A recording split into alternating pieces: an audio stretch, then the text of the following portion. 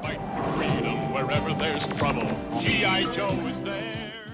Hey, welcome to Half the Battle. Well, I did a video on the toy line innovations and then the comics, so naturally we're gonna finish the trilogy with the cartoon. Except this one will be a bit different. You see, try as I might, I couldn't come up with a top 5 best cartoon innovations.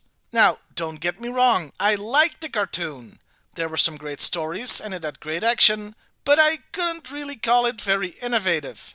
Okay, there is one thing. So, the best G.I. Joe cartoon innovation is big-ass bases and vehicles.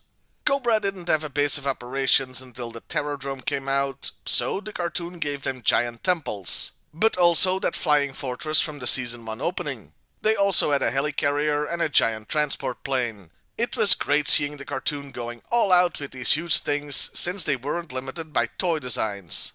And even when they were, they found ways around that. Like with G.I. Joe Headquarters, which was based on the playset but made huge. I guess what I'm saying is the cartoon was innovative when they could let loose and do their own thing. And hey, if you know of some great cartoon innovations that I didn't think of, let me know in the comments below. But for now, let's get on with the worst list. 5th worst, going from Sunbow to Deke. Okay, this is more a Hasbro thing than a cartoon thing. And I'll happily admit Deke's opening miniseries, Operation Dragonfire, was good. But after that... yeah, things went downhill fast. And hey, Deke put out some great cartoons, but the budget, or rather lack thereof they were given for their G.I. Joe run, coupled with targeting a younger audience, really destroyed any chances they had.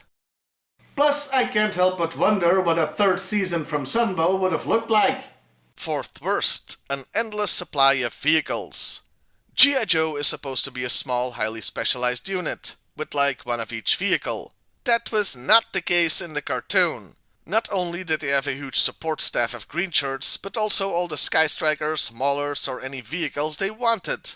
And that's great for large-scale battles, but it's all a bit too much at times. Where's the threat if you can throw infinite ordnance at the problem? And having a whole bunch of Sky Strikers leads me to my next entry. 3rd worst, everybody can use every vehicle. Yeah, everybody can fly an F-14 Tomcat apparently, including the dog. That doesn't make any sense! Well, I guess it does from a toy perspective. Put any Joe you have in any vehicle, but not in the cartoon. It's just dumb and could have been avoided by having green shirt pilots while the actual characters have the second seat. It's mostly the aircraft that bother me. Anybody can drive a Jeep after all, or even a tank I guess, but this stuff? And I wouldn't trust half the characters in the cockpit of a jet fighter because... 2nd worst, everybody is a lot dumber than they should be. The cartoon injected quite a bit of comedy in the stories, and that's fine, I have no problem with that. The problem I do have is that they often made the comedy rely on characters being idiots.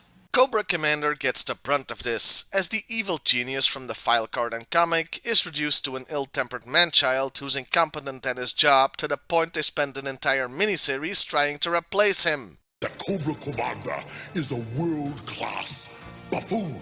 What? Destro forgot to mention your frequent displays of cowardice.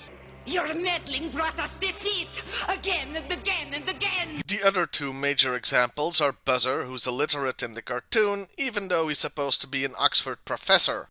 Oh, come on, mate. Cobra Commander knows I can't read. And, of course, Bazooka. Poor Bazooka. Right. Brilliant analysis. Fantastic view, eh, Bazook? Fantastic. Careful where you plant your big feet, Bazooka. Whoa. Oh. And the worst G.I. Joe cartoon innovation is... Cobra la la la la la la la la la la la la la. Yeah, like you didn't see this one coming. This is both a Hasbro and cartoon thing, but having Cobra Commander's origin be bug and snake people from the Himalayas was so stupid. And inconsistent. And stupid. It took G.I. Joe from sci-fi to fantasy, and it took a while to recover from that. And that was the list. Like I said before, if you have any entries, good or bad, let me know in the comments below. Well, I'll see you next time, everybody, and hey, why not like, share, and subscribe if that's your thing? He'll fight for freedom wherever there's trouble. G.I. Joe is there.